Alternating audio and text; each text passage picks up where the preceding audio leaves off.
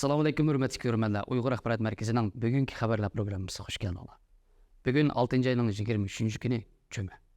Tövenedeki haberlerimizden tepsilatı da olsun.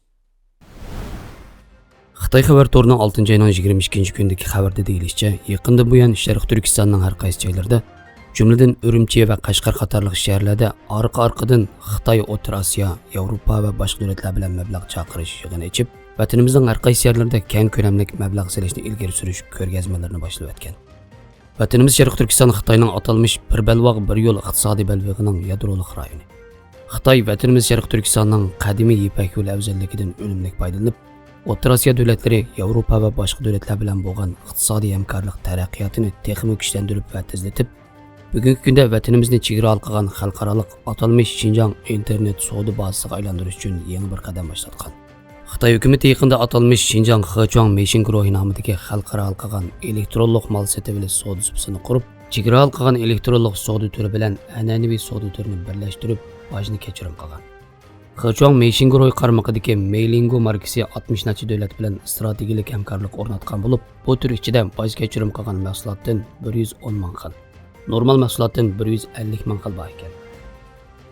Xitoy hukumati o'rlashtirgan bu qatimqi mablag' chaqirish ko'rgazmasida Hechuang Meishin guruhi internet savdo shirkati 7 muhim turga imzo qo'ygan bo'lib, buning ichida Kanada Kek guruhi bilan imzolangan umumiy summa 10 million Kanada dollariga yetgan.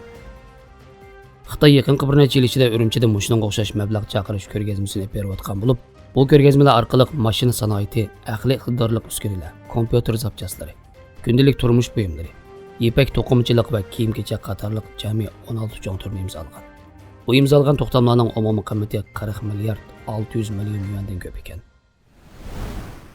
Xitoy xalq to'rining 6 ayning 22 kundagi xabarda bildirilishicha, bu yil kirgandan buyon yil beshidan 6 ayning 20 kuniga qadar Sharq Turkistondagi aydirimlarning yo'l tutish miqdori 16 million 500 ming odam qatimdan eshib ketgan bo'lib, atalmış Xinjiangga sayohat yo'lovchilar iqimining eng yuqori pallasiga chiqqan. Buning ichida Urumchi xalqaro aydirimining toplam yo'l tutish miqdori 16 million odam qatimdan eshib ketgan. 76 ming navbatchi aeroplan uchish vazifasini o'tagan. Urumchi xalqaro aydirimining sonliq ma'lumotlarida ko'rsatilishicha, 16 iyundan 17 iyungacha Urumchining yo'l tutish miqdori tarixdagi eng yuqori pallaga chiqqan bo'lib, jami 86 ming yo'l tutilgan. Umum uchish vazifasi 536 qatim bo'lgan. Yaz kelgandan buyon Xitoy o'lkalaridan Sharq Turkistonga sayohat bahonasi bilan kelayotgan Xitoylarning soni o'zliksiz oshmoqda ekan.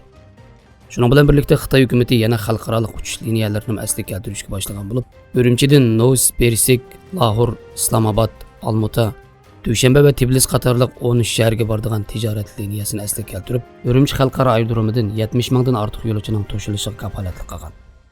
Xabarlarimizni ko'rganingizga rahmat. Ko'rishguncha omon bo'linglar. Xayr xo'sh, Allohga emanet.